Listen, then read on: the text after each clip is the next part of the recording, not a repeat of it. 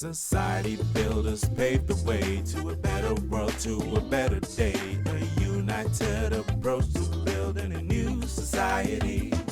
Join a conversation for social transformation. Society builders.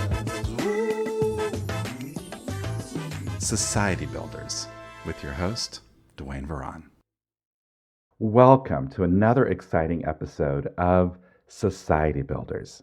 And thanks for joining the conversation for social transformation. We're again pausing our discussion on the science of depolarization today. I promise, I almost promise, that we'll pick up again on that theme in our next episode, barring some new urgent development, of course. But we're pausing this discussion today because of another exciting opportunity, and that's the advent of some more guidance from the Universal House of Justice. It's Ridvan message for 2024. This comes to you hot off the press. In fact, it's so hot off the press, it's still sizzling. So today, we explore the Ridvan message of 2024.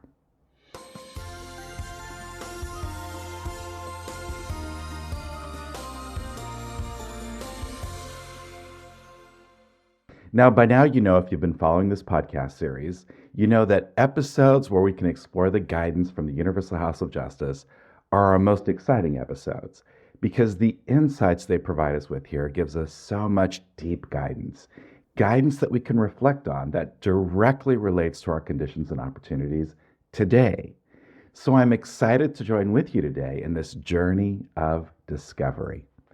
And once again, I start with my standard disclaimer here that my views are no more meritorious than yours. I share my reflections with absolutely no authority, and my views are not the official views of any Baha'i agency. So with that disclaimer, let's dive in. Now, I think to fully appreciate this Ridvan message, you really need to have explored the recent Nowruz message of the Universal House of Justice to the Baha'is in Iran. That was the focus of our last episode, because that message really sets the stage for this one, and this message really builds on much of the foundations of that message. So, for example, there's a reference in this message to us being, quote, true practitioners of peace. And it'd be easy to read past that reference without critical reflection. But when you frame these words within the context of the Nowruz message, suddenly it means something so much deeper. Like there's a whole system of meaning behind those words. So if you haven't listened to our last episode yet, I'd encourage you to hear it because it will help you understand this message in a much deeper light. Okay, by now you know that whenever I reflect on a message from the Universal House of Justice, the first thing I do is look for how they analyze the conditions of the world. I mean, this is our crystal ball. This is the best we can get to understand what's happening in the world around us. And again, if you follow this podcast, you know that the recent messages of the Universal House of Justice paint an incredibly dark picture of the state of the world, a world polarized and paralyzed, where collective progress has seldom seemed gloomier, increasingly frustrated by the inability of present-day structures to meet humanity's needs. They describe a plethora of destructive forces and events which have left their traces in blood and anguish on the pages of history and the lives of billions, a crisis that is destabilizing and disrupting the world's order with destructive results and consequent confusion that are more apparent than any time past. I mean dark, right? And in this message, the Universal House of Justice really extends these brushstrokes, further elaborating on our dark, dark times. It's a moment of crisis. The condition of the world is growing more desperate, and its divisions more severe. And this is having its consequences in despair and conflict. Now, similar to its other recent messages, this dark condition, these forces of disintegration, are symbiotically tied to the countering forces of integration. And the message clearly focuses on our response to the pain and suffering around us, rather than on the doom and gloom that is growing. And here they quote from Shoghi Effendi, who describes how a process of progressive deterioration in human affairs is occurring in parallel with another process, a process of integration, through which the arc of human salvation, society's ultimate haven, is being built up. Now, this is a reference to a message from the beloved guardian that was written in April of 1957, just a little over 6 months before his passing. And in this passage, Shoghi Effendi is describing the violent derangement of the world's equilibrium, the trembling that will seize the limbs of mankind.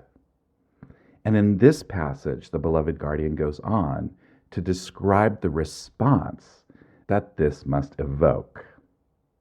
Now, my personal read here is that towards the beginning of the message, the Universal House of Justice is praising the community for its progress over the past 2 years. The community has taken the new plan to heart.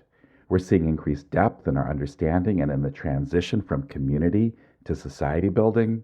So there's a pat on our back saying, good job, community. But this is where the plight of the world comes in.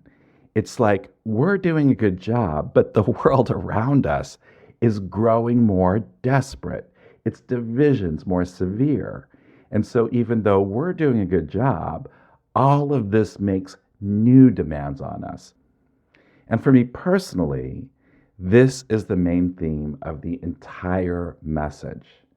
It's a calling to help sensitize us to the desperate plight of humanity so we can better understand the growing demands this makes of us, both as individuals and as communities.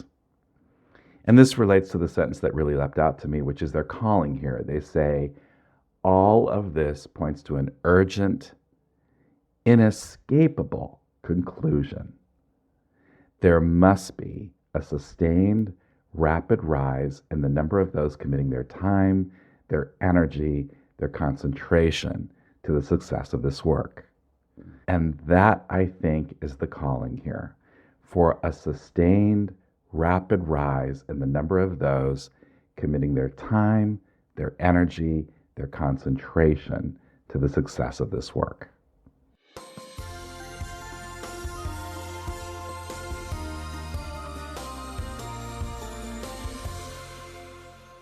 Okay, with that bird's eye view of the message, let's now dive into some of its detail.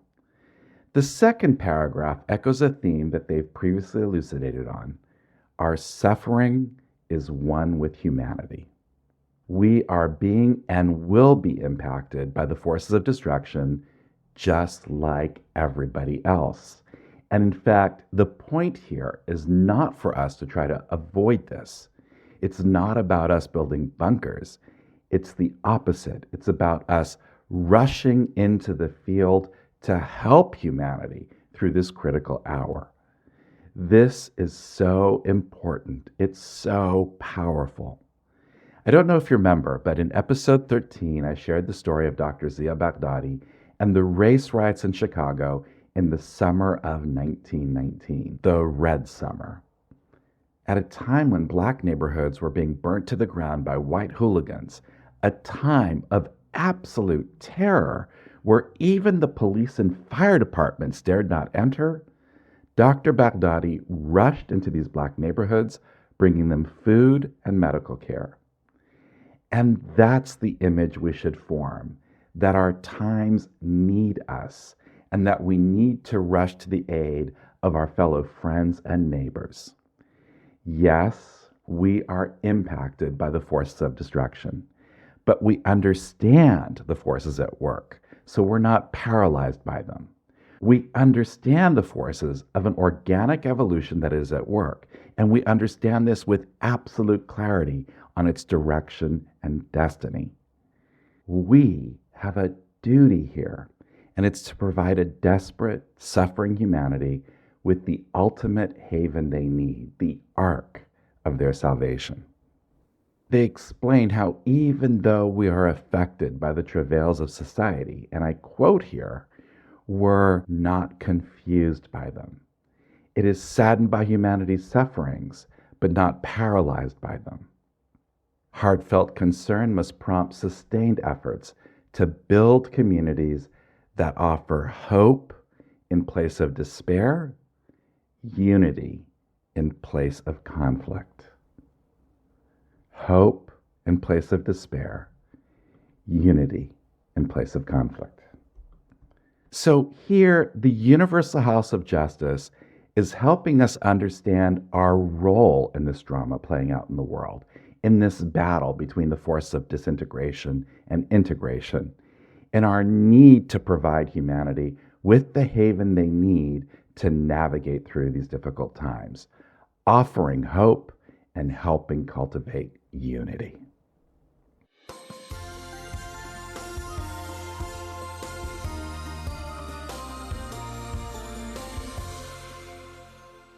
Now, if that's our role, how do we do that?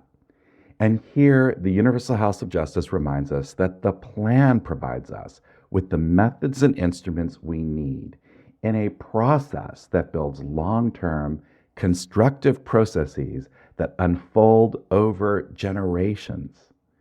And it's here that they frame this as part of the practice of peace building. And again, this builds on their recent Nowruz message, which I think is helping steer our society building focus to this meta-narrative of peace building.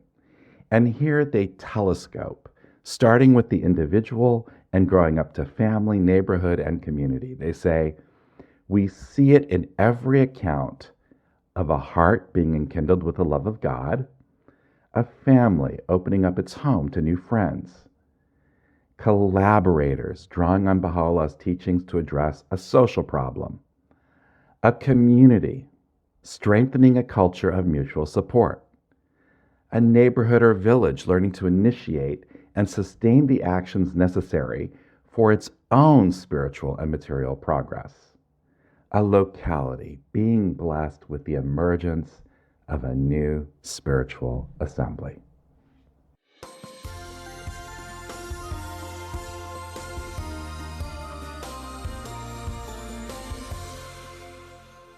So we have a clear role.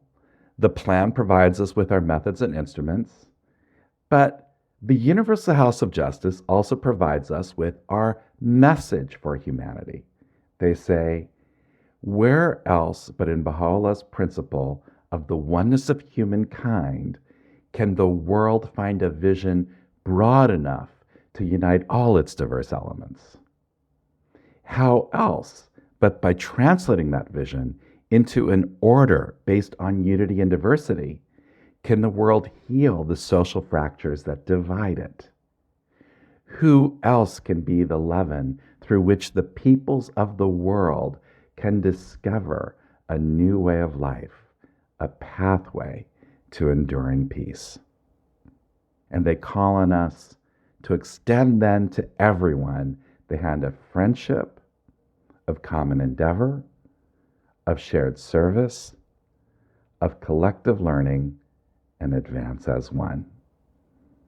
So let's reflect on these traits, extending the hand of friendship around a common endeavor, with shared service, collective learning, and advancing as one. Wow. And they elaborate further on that theme of service, helping us understand the special joy it creates. And joy is critical to navigating through dark times, right? They say the call to service is an uplifting, all-embracing summons. It attracts every faithful soul, even those weighed down by cares and obligations. For in all the ways in which the faithful soul is occupied can be discovered deep-rooted devotion and a lifelong concern for the well-being of others. Such qualities give coherence to a life of manifold demands. And the sweetest moments of all for any enkindled heart are those spent with spiritual sisters and brothers, tending to a society in need of spiritual nourishment. And by the way, there's a special calling here in this message for our youth. They say, while the entire community must surge forward, our youth must soar. Wow. And they highlight some very specific qualities that youth need to bring to this mission: immense kindliness, courage, complete reliance on God, all in a path for them, reaching out to their peers and inviting them to join in our important work. And in their close, there's a nice little celebration, I think, for our focus on training. They say, in the holy shrines, with overflowing hearts, we thank Baha'u'llah for having raised you up and trained you in his ways, and we entreat him to send you his blessing. So inspiring.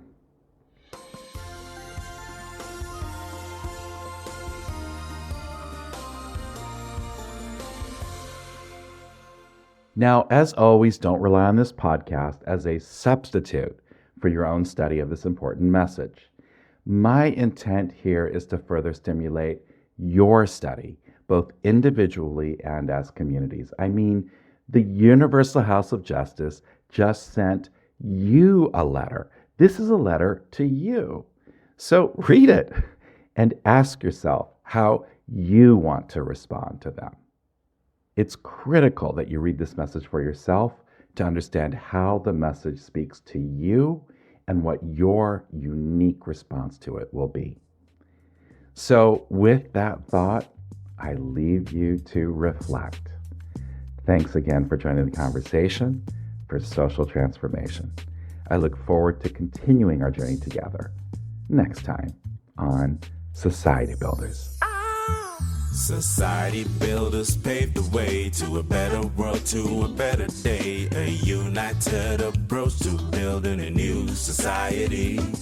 There's a crisis facing humanity. People suffer from a lack of unity. It's time for a better path to a new society. Join a conversation for social transformation. Society builders. Join a conversation for social transformation. Society builders. Woo. So engage with your local communities and explore the exciting possibilities. We can elevate the atmosphere in which we move. The paradigm is shifting. It's so very uplifting. It's a new beat, a new song, a brand new groove. Join a conversation for social transformation. Society builders. Woo. Join a conversation for social transformation. Society builders. Woo. The Baha'i faith has a lot to say, helping people discover a better way with discourse and social action framed by unity. Now the time has come to lift the game and apply the teachings of the greatest name and rise to meet the glory of our destiny. Join a conversation for social transformation. Society builders. Woo. Join a conversation for social transformation. Society builders.